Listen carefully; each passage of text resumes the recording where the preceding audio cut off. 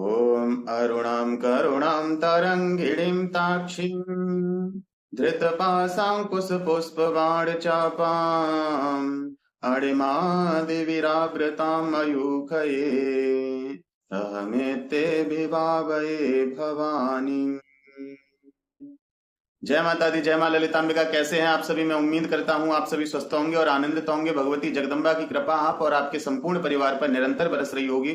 तो आज जो हम जानकारी लेके आए हैं वो इस विषय पर लेके आए हैं कि बहुत से लोगों का एक कॉमन सा प्रश्न होता है कि हम घर में किस स्वरूप को स्थापित कर सकते हैं, हम भगवान की कितनी बड़ी मूर्ति या तस्वीर अपने घर में रख सकते हैं और उनका स्वरूप क्या होना चाहिए। तो बहुत से लोगों के मन में ये बातें होती हैं और वो इस तलाश में रहते हैं कि कहीं ना कहीं से हमें इस विषय में सही जानकारी मिले। तो आज मैं क्लियर करूंगा जो भी आपके सवाल हैं, उससे रिलेटेड तो आपको उत्तर मिलेगा ही। बाकी जो मिथ हैं इनके बारे में उनको भी मैं क्लियर करता चलूंगा। तो वीडियो को ध्यान से अंत तक देखें। जानकारी पसंद आए तो वीडियो को एक लाइक अवश्य कर दें, कमेंट में जय माता दी लिखें। चैनल पर आप पहली बार आए हैं तो चैनल को सब्सक्राइब कर लें, क्योंकि मैं इसी प्रकार की रोचक और ज्ञानवर्धक जानकारी लेके आता रहता हूं। तो देखिए, सबसे पहले बात करते हैं कि मूर्ति कितनी बड़ी घर में हम अपने रख सकते हैं। तो देखिए, शास्त्रों अनुसार बताया गया है कि 6 अंगुल से बड़ी नहीं होनी चाहिए। कहीं कहीं बताया जाता है कि अंगुष्ठ के आकार की होनी चाहिए। तो देखिए, ऐसा किस लिए बोला जाता है? मूर्ति पूजा में देवी देवता की अंग पूजा भी की जाती है और उसमें हर व्यक्ति इतनी विधियों को नहीं कर सकता है, क्योंकि मूर्ति पूजा एक विस्तृत पूजन हो जाता है, बहुत विस्तार से ये पूजन होता है जो कि हर व्यक्ति नहीं कर सकता है। मान लो उसके घर में 5 मूर्तियां हैं, 10 मूर्तियां हैं, अब वो प्रत्येक मूर्ति की विस्तार से पूजा नहीं कर सकता है, जिसमें उनको दोष लगता है। क्योंकि मूर्ति पूजा जो होती है वो एक तरह से ये समझिए कि उस देवता का उसमें जागृति होने लगती है, उस देवी देवता का उसमें प्रागट्य होने लगता है, जिस कारण से हम जब उनकी विस्तार से पूजा नहीं करते हैं तो हमें दोष का भागी बनना पड़ता है। बाकी का रहा सवाल कि कितनी बड़ी होनी चाहिए, तो मैं बता चुका हूं और आप लोग जानते हैं कि अंगुष्ठ के आकार की हो या 6 अंगुल की हो। इससे ज्यादा आप ना रखें। 6 इंची 7 इंची इस प्रकार से आप रख सकते हैं, उससे बड़ी प्रतिमा आप ना रखें। दूसरी बात यह है कि यदि आपके इष्ट की प्रतिमा है, आपका किसी इष्ट में अत्यधिक प्रेम है और आप उनकी प्रतिमा रखना चाहते हैं, तो देखिए, शास्त्र अनुसार मैं नहीं जाऊंगा, अपने अनुभव के अनुसार आपको बताना चाहता हूं कि जब आपके इष्ट की आप प्रतिमा रखते हैं तो चाहे वो एक अंगुष्ठ के आकार की हो, चाहे वो 6 फुट की हो, चाहे 10 फुट की हो, चाहे कितनी भी बड़ी या कितनी भी छोटी हो सकती है, क्योंकि वहां आपका प्रेम अपने आप उनके प्रति होता है। यदि पूजन विधि में भी कोई कमी रह जाती है तो आपके प्रेम से उसकी पूर्ति हो जाती है, क्योंकि वो इष्ट आपके हैं तो आपकी गलती को भी वो क्षमा करते हैं और आपका मार्गदर्शन भी करते हैं कि किस प्रकार से क्या करना चाहिए। तो समय समय पे आपको वो जानकारी भी अपने आप प्राप्त होने लग जाती है।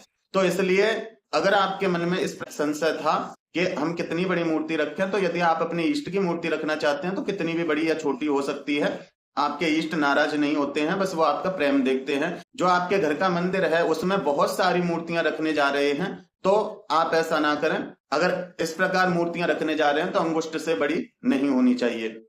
अब बात करते हैं कि किस प्रकार की तस्वीर हमारे घर में, हमारे मंदिर में होनी चाहिए।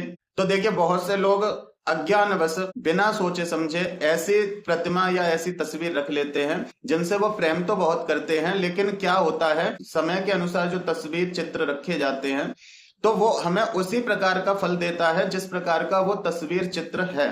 तो बहुत से लोग इस जगह पर कंफ्यूज हो जाते हैं। देखिए, जैसे बहुत से लोग हनुमान जी की भक्ति करते हैं, हनुमान जी को ही समर्पित हैं, तो बहुत से लोग गलती क्या करते हैं कि हनुमान जी का वो चित्र अपने पास रखते हैं जिसमें उन्होंने अपना सीना चीर रखा है। तो ऐसी तस्वीर अपने घर में नहीं रखनी चाहिए, और क्यों नहीं रखनी चाहिए वो भी मैं बताऊंगा आपको इसी वीडियो में। पहले आप सुनते जाइए कि कौन कौन सी तस्वीर नहीं रखनी चाहिए। तो जो हनुमान जी ने अपना सीना चीर रखा है वो तस्वीर आपके घर में नहीं होनी चाहिए।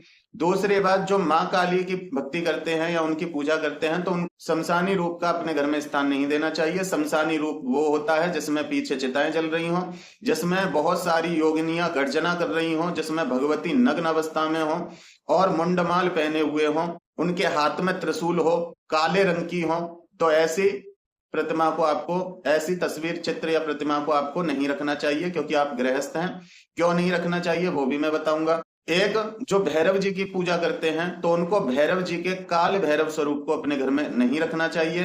क्यों नहीं रखना चाहिए वो भी मैं बताऊंगा। यदि आप भैरव जी के भक्त हैं तो आप बटुक भैरव स्वरूप को घर में स्थापित कर सकते हैं। और जो माँ दुर्गा हैं, माँ दुर्गा के जो उनका सिंह है उसका मुख खुला ना हो और माँ क्रोध में ना हो, इस प्रकार का चित्र आप रख सकते हैं। जिसमें सिंह का मुख खुला है, माँ क्रोध में है, ऐसा चित्र नहीं रखना चाहिए। अब बात करते हैं कि ऐसा क्या कारण है कि ये चित्र नहीं रखने चाहिए। तो देखिए इसका सीधा सा ये कारण है कि जिस समय जो स्वरूप भगवान का होता है वो उसी स्वरूप में आपको दिखाई देते हैं, वो उसी स्वरूप में आपके पास आपके घर आते हैं। जिस कारण से आपको हो सकता है कि उनसे प्रेम है तो आप वो सहन कर जाएं और फिर वो अपने भक्त के लिए, जो उनके स्वरूप होते हैं वो उनके भक्त के लिए हानिकारक नहीं होते हैं, लेकिन अन्य लोगों को परेशानी हो सकती है। इस कारण से ऐसे स्वरूपों को नहीं रखना चाहिए। दूसरी बात यह है कि देखिए यदि आप किसी से प्रेम करते हैं, इसका मतलब ये नहीं है कि मतलब भगवान आपको कष्ट पहुंचाएंगे या परेशानी पहुंचाएंगे यदि आप ऐसी तस्वीर रखेंगे या मूर्ति रखेंगे। तो भगवान आपको परेशान नहीं करते हैं और जो आपको परेशान करे वो भगवान नहीं हो सकते। पहली बात तो ये है। तो परेशानी होती क्यों है? जैसे मान लो हनुमान जी का सीना चीरते हुए आपने चित्र रखा है, तो उस समय उन्होंने जब सीना चीरा होगा तो उनको वेदना हुई होगी, उनको कष्ट हुआ होगा, और उनके सीना चीरते समय प्रभु राम को भी कष्ट हुआ होगा, माँ सीता को भी कष्ट हुआ होगा, पूरी अयोध्या को कष्ट हुआ होगा। जिस कारण से आप उनकी भक्ति कर रहे हैं और उनकी भक्ति करने के कारण से आप ना चाहते हुए भी उनके दुख में शामिल हो जाते हैं, क्योंकि जिससे हम प्रेम करते हैं उसके दुख में हम अपने आप शामिल हो जाते हैं। मान लो कोई आपके घर में व्यक्ति है जो बीमार है बहुत समय से, या उसको कोई कष्ट या परेशानी हो गई है, तो वो व्यक्ति आपसे नहीं कहता है कि मैं परेशान हूं तो तुम भी दुखी हो जाओ, वो नहीं कहता, लेकिन फिर भी वो आपका अपना है, उसके दुख को देख के आप खुद दुखी हो जाते हैं। तो इसी प्रकार से होता है, जिस भी स्वरूप से हम प्रेम करते हैं, जिस भी रूप को हम हृदय से चाहते हैं, यदि उनका कष्टकारी रूप है जिसमें वो कष्ट पा रहे हैं, तो ऐसे भगवान को जब हम पूजते हैं तो हम भी उनके कष्ट में भागीदार बनते हैं, हमें भी उन कष्टों का सामना करना पड़ता है। बहुत से लोगों को देखा गया है कि वो पूजा भक्ति अच्छी तरह से कर रहे हैं, लेकिन अज्ञानवश उन्होंने ऐसा चित्र या तस्वीर अपने घर में रखी है जिस कारण से उनको कोई कष्ट तो दिखाई नहीं देता, लेकिन उन्हें प्रसन्नता भी किसी चीज की नहीं है।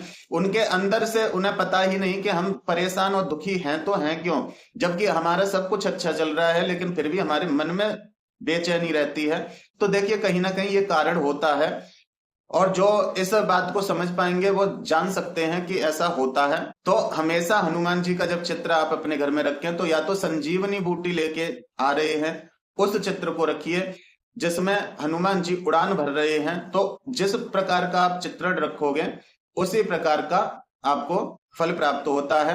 अब यहाँ बहुत से लोग ये कहेंगे कि नहीं ऐसा नहीं होता है, वो तो हम जैसे चाहेंगे भगवान को वो तो वैसे हमें मिलते हैं। तो एक बात मुझे बताइए, हर व्यक्ति इतना बड़ा सिद्ध नहीं है कि वो किसी भी स्वरूप को या कहीं भी बैठ के भगवान को याद करे और वो भगवान को अपने अनुसार उनको रूप प्रदान कर दे, इतना कोई सामर्थ्यवान नहीं है। शुरुआत में हमें चित्र मूर्ति तस्वीरों का सहारा लेना पड़ता है, वो छवि अपने घट में स्थापित करनी पड़ती है, और जैसी छवि हम अपने घट में स्थापित करते हैं भगवान उसी स्वरूप में हमें प्राप्त होते हैं। जिस प्रकार से जब द्रौपदी का चीरहरण हो रहा था तो भगवान कृष्ण वहीं पास में ही खड़े थे, लेकिन बचाने में इतना समय क्यों लगाया, चीर बढ़ाने में इतना समय क्यों लगाया? क्योंकि द्रौपदी ने विलाप करते हुए कहा था कि हे द्वारकाधीश मेरी रक्षा करो। उन्होंने ये नहीं कहा था कि हे कृष्ण मेरी रक्षा करो। यदि वो ये कहती कि हे कृष्ण मेरी रक्षा करो तो वो पास में ही खड़े थे, वो तुरंत बचा लेते, भगवान हर जगह है। लेकिन जब उन्होंने कहा द्वारकाधीश मेरी रक्षा करो तो वो द्वारका होकर के आए और द्वारका से होते हुए द्वारकाधीश स्वरूप में आए, तब उनका चीर बढ़ाया। तो देखिए जिस स्वरूप को हम हृदय में बसाते हैं वही स्वरूप भगवान का हमें प्राप्त होता है। कहा भी जाता है जाकी रही भावना जैसी प्रभु मूरत देखी तिन तैसी, जिसकी जैसी भावना है वो उसी प्रकार से भगवान मिलते हैं। और देखिए जो हमारे सामने चित्र या मूर्ति या कुछ भी होता है, चित्र मूर्ति तस्वीर होती हैं, तो हमारे मन में वही छवि बनती है। मान लो जैसे माँ दुर्गा का किसी ने चित्र रखा है तो उसके मन में यही छवि बनेगी कि माँ दुर्गा सिंह पे बैठी हुई हैं, अष्टभुजा हैं उनके, जबकि ऐसा नहीं है। हर देवी देवता का स्वरूप ये नहीं है जो हमें चित्र तस्वीरों में दिखाया जाता है, तभी तो वो उन्हें निराकार कहा जाता है। लेकिन निराकार से पहले हमें साकार को समझना होता है, एक उनका स्वरूप अपने घट में स्थापित करना पड़ता है। फिर धीरे धीरे जब हमें ज्ञान होने लगता है उन भगवान के माध्यम से, तो हम उनके विभिन्न स्वरूपों को जानने लगते हैं और उनको उनका भेदन करना सीखते हैं कि किस स्वरूप से क्या प्राप्त होता है, किस स्वरूप की आवश्यकता पड़ने पर हमें किस प्रकार से उनका आवाहन करना है। तो ये होता है। तो हनुमान जी का जो संजीवनी बूटी ला रहे हैं उस चित्र को आप रख सकते हैं जिसमें वो किसी को रोग मुक्त करने जा रहे हैं, तो वो आपके भी रोगों का नाश करते हैं, वो आपकी भी परेशानियों को दूर करते हैं। हनुमान जी का उड़ते हुए जो चित्र होता है उसको रखने से लोगों को अपने काम में, अपने व्यवसाय में, अपनी नौकरी में, अपने कार्यस्थल में बढ़ावा मिलता है, वो आगे बढ़ते हैं, वो भी उड़ान भरते हैं, वो भी हनुमान जी की तरह उड़ान भरते हैं। हनुमान जी उनका हाथ पकड़ के उनको बड़ी बड़ी ऊंचाइयों तक पहुंचाते हैं। तो अब बात करते हैं मां काली की। तो देखिए, हमेशा एक बात याद रखिए कि मां है, चाहे वो किसी भी स्वरूप में हो। लेकिन होता क्या है कि जब मां बहुत विकराल रूप में है तो हो सकता है कि आप उसके बच्चे हैं, वो आपसे कुछ ना कहे, और मां किसी से कुछ कहती भी नहीं है, लेकिन अन्य लोगों को आप चुप नहीं करा सकते हैं।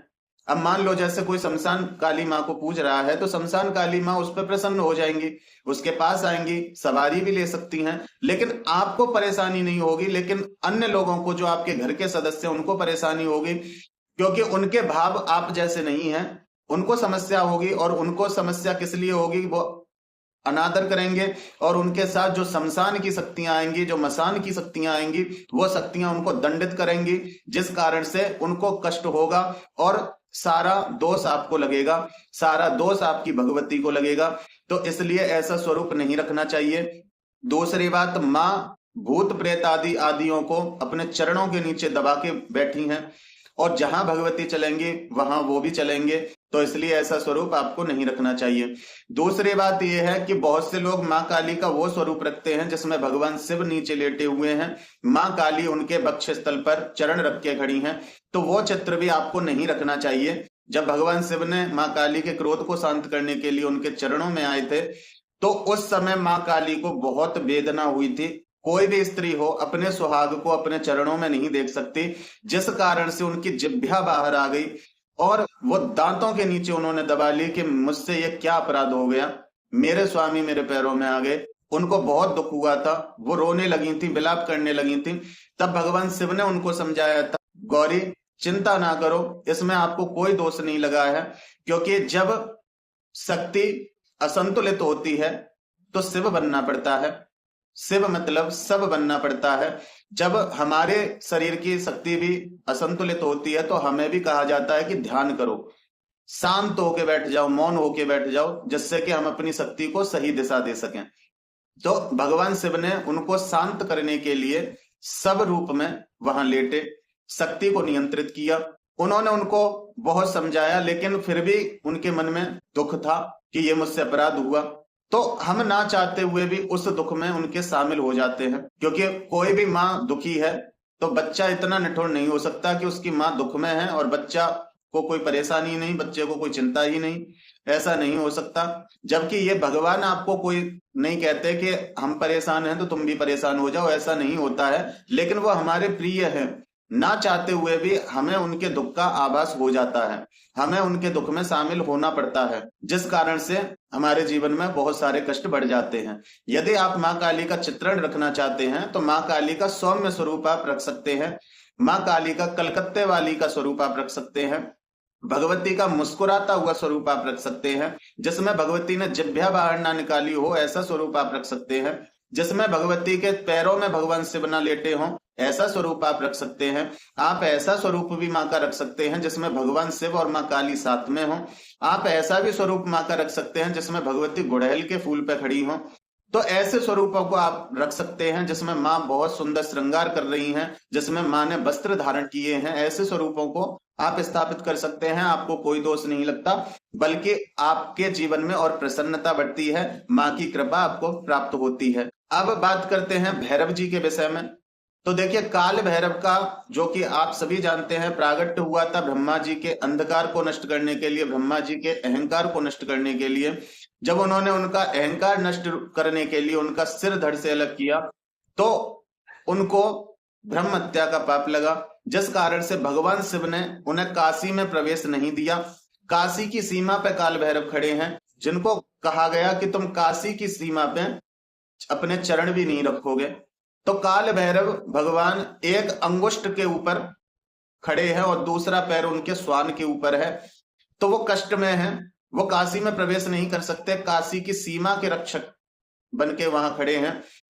तो वहां उनका भी कष्ट है, तो उनको इस स्वरूप में नहीं पूजना चाहिए। यदि आप भैरव जी के भक्त हैं, भैरव जी आपकी इष्ट हैं, तो आप भैरव जी के बटुक भैरव स्वरूप को पूजने से आपको भगवती की भी कृपा प्राप्त होती है। क्योंकि बटुक भैरव स्वरूप जब उन्होंने धारण किया था, तो माँ काली को शांत करने के लिए किया था। माँ काली के क्रोध को उन्होंने नियंत्रण किया था, जिस कारण से वो माँ काली के लाल कहलाते हैं, काली के लाला उनको बोला जाता है।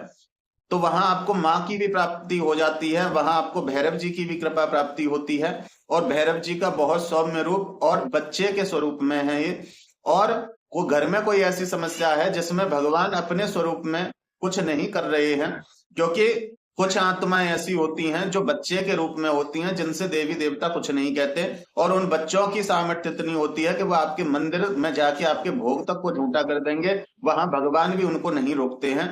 तो वहां भी बटुक भैरव भगवान आपकी मदद कर सकते हैं, क्योंकि वो भी बच्चे के रूप में है और बच्चा बच्चे की भाषा समझ जाता है और उसको दोष भी नहीं लगता। कोई बच्चा है, किसी दूसरे बच्चे में उसने धक्का दे दिया या उसको चांटा मार दिया, तो उसमें कोई गलत नहीं है, क्योंकि दोनों ही बच्चे हैं। लेकिन कोई बड़ा व्यक्ति यदि छोटे बच्चे को प्रताड़ना दे, डांटे या मारे, तो हर कोई उस व्यक्ति को यही कहेगा कि भाई ये तो बच्चा है, तुम तो बड़े हो, तुम तो समझदार हो। तो देखिए, ये चीजें होती हैं। तो मेरा कहने का तात्पर्य ये है कि आप भगवान के सबसे सौम्य स्वरूप को अपने घर में स्थापित कीजिए। रही बात यह कि बहुत से लोगों के मन में ये भ्रांतियां होती हैं कि हम इस स्वरूप को रखेंगे तो इस स्वरूप से क्या होगा, ये स्वरूप हमारी रक्षा तो नहीं करेगा, ये तो माँ का या देवी देवता का बहुत सौम्य स्वरूप है। तो आप इन चीजों में ना पड़े, आप कोई भी स्वरूप स्थापित कर सकते हैं। जब समय आएगा तो आपके इष्ट को इतना पता है कि मुझे अपने बच्चे की रक्षा कैसे करनी है, वो उसी स्वरूप को धारण करके आपकी रक्षा कर देंगे। आपको उनके अलग अलग स्वरूप रखने की आवश्यकता नहीं पड़ती है। जिस प्रकार से हिरण्याकश्यपु का वध करने के लिए भगवान ने नरसिंह अवतार लिया, जबकि प्रहलाद जी ने तो नारायण स्वरूप में उनको भजा था, लेकिन उनके भक्त पर जब संकट आया तो वो नरसिंह अवतार धारण करते हैं। तो उसी प्रकार से कोई भी देवी देवता हो, जैसे उदाहरण के लिए बताऊं, जैसे माँ काली हैं, जब आपको प्रेम की आवश्यकता है वो आपसे प्रेम करेंगी। जब उनको लगेगा कि मेरे बच्चे पे कोई क्रिया कर रहा है, कोई शमशान की शक्तियां भेज रहा है, तो वही माँ काली शमशान वाली बन जाती है। जब उन्हें लगता है कोई मेरे बच्चे का शत्रु बन रहा है, तो वो उस समय वो माँ काली के रूप में, माँ दुर्गा के रूप में आपकी परेशानियों को दूर कर देती हैं। जब उन्हें लगता है कि कोई मेरे बच्चे के ऊपर क्रियाएं कर रहा है, मारण कर रहा है, मोहन कर रहा है, उच्चाटन कर रहा है, वशीकरण कर रहा है, आदि अभिचार क्रियाओं को कर रहा है, तो वही माँ बंगलामुखी बन जाती हैं। तो वो अपने आप अपना स्वरूप धारण कर सकती हैं। इसलिए आपको कुछ करने की आवश्यकता नहीं है। आप अपने इष्ट का ऐसा स्वरूप लेके आइए जिनको देखते देखते आपका मन ना भरे।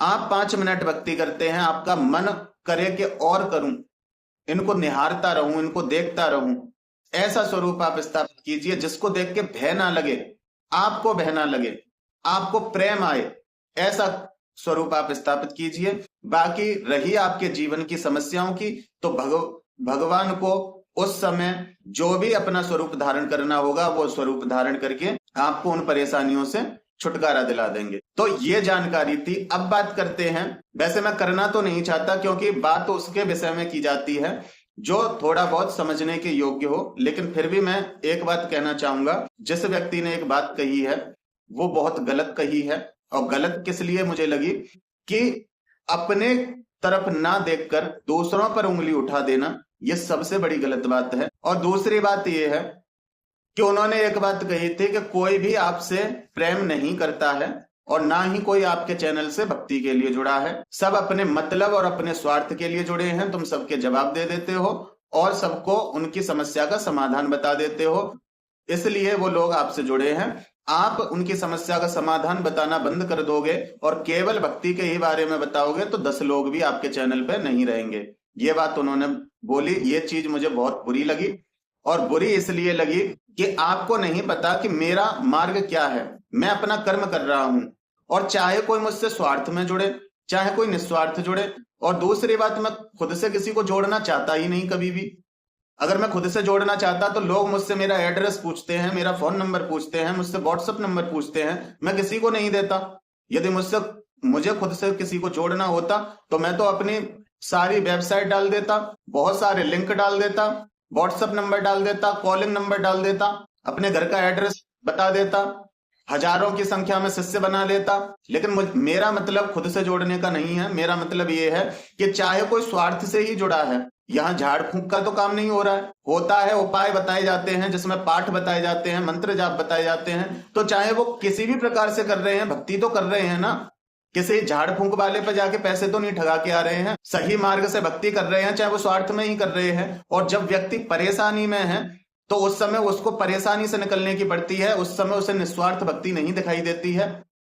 और आपको निस्वार्थ करनी है तो आप कीजिए, आपको किसी ने रोका नहीं है। लेकिन जिस व्यक्ति को समस्या है, उस व्यक्ति को पहले अपनी समस्या का हल चाहिए। किसी को प्यास लगी है तो वो ये नहीं कहता कि मतलब निस्वार्थ मैं जल पी लूं, नहीं, वो स्वार्थ में ही पीता है। यदि आपको प्यास नहीं लगी, आप जल पी सकते हो। जीवन के बहुत सारे रास्ते होते हैं। हर चीज को खुद से ना जोड़कर देखा करें।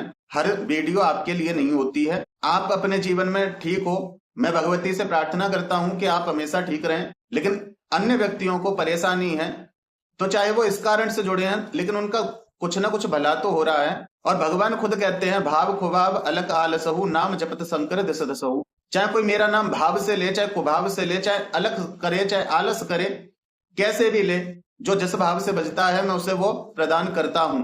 तो कोई अपनी समस्या के लिए जुड़ा है तो भी अच्छी बात है, कोई निस्वार्थ जुड़ा है तो अच्छी बात है। और निस्वार्थ तो आजकल कोई भी नहीं होता। अपने माता पिता भी आपको पालते पोसते हैं तो स्वार्थ के लिए ही, कि बड़ा होके हमारे बुढ़ापे की लाठी बनेगा।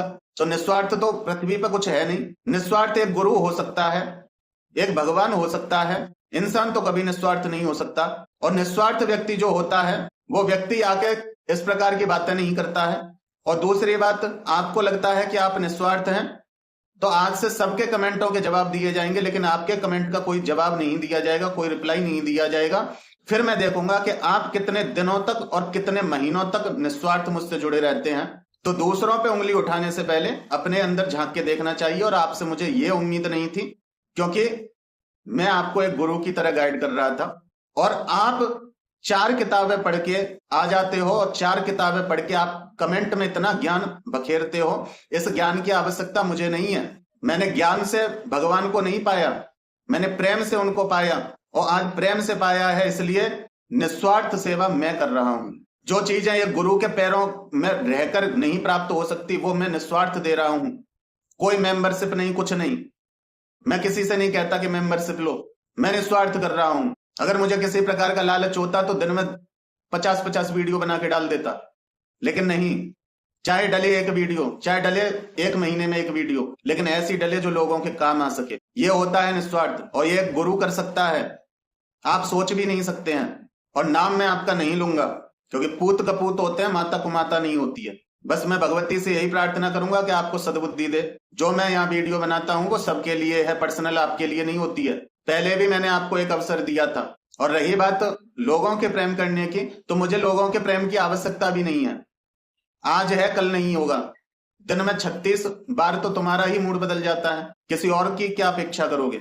मुझे किसी के प्रेम की आवश्यकता नहीं। मेरे लिए मेरी भगवती का प्रेम पर्याप्त है और उनके साथ में बहुत प्रसन्न हूं, बहुत खुश हूं। तो आप अपने अंदर झांक के देखिए। और रही बात लोग जुड़े या ना जुड़े, इसलिए मैं वीडियो नहीं बना रहा हूं। अगर इसलिए वीडियो बनाता तो बहुत कुछ मेरी वीडियो में अब तक चेंज हो गया होता। इतना हमेशा ध्यान रखना। और मैंने क्या डाला है अपनी प्रोफाइल में, उससे आपको मतलब नहीं होना चाहिए। और मैंने जो भी डाला है वो सही डाला है। मैं लोगों को भक्ति से ही जोड़ता हूं। चाहे वो अपने स्वार्थ के लिए जुड़े चाहे निस्वार्थ जुड़े। कम से कम उनसे ये तो नहीं कहा जाता कि 10,000 दो, हम यहां से तुम्हारे लिए ये कर देंगे, ये तो नहीं कहा जाता ना। उन्हीं से कराया जाता है, जो भी कराया जाता है, चाहे पाठ कराया जाए चाहे मंत्र जाप कराया जाए, जो भी कराया जाता है उनसे कराया जाता है। और धीरे धीरे वो लोग जुड़ते स्वार्थ के लिए हैं, स्वार्थ के लिए कर रहे हैं, ये मुझे भली भांति पता है, लेकिन धीरे धीरे वो लोग भक्ति करने लग जाते हैं, उन्हें आदत पड़ जाती है और उन्हें महसूस होता है कि हाँ हम इस चीज से ठीक हुए थे, हम आगे की समस्याओं में भी ऐसे ठीक हो सकते हैं। तो आप नहीं समझ सकते और ना समझ पाओगे, क्योंकि जितना समय आज तक मैंने आपको दिया है, अगर उतना समय मैं किसी छोटे से बच्चे को भी देता तो वो आज बहुत कुछ समझ गया होता। मैंने कभी भेद नहीं किया, आपने इतनी बार उंगली उठाई, लेकिन फिर भी मैंने क्षमा किया। तो मैं ज्यादा नहीं कहूंगा, यदि आप समझदार हैं तो समझ जाइए, और आज से आपके कोई भी कमेंट का रिप्लाई नहीं दिया जाएगा। फिर मैं आपको देखता हूं कि आप स्वार्थ से जुड़े थे कि निस्वार्थ से जुड़े थे।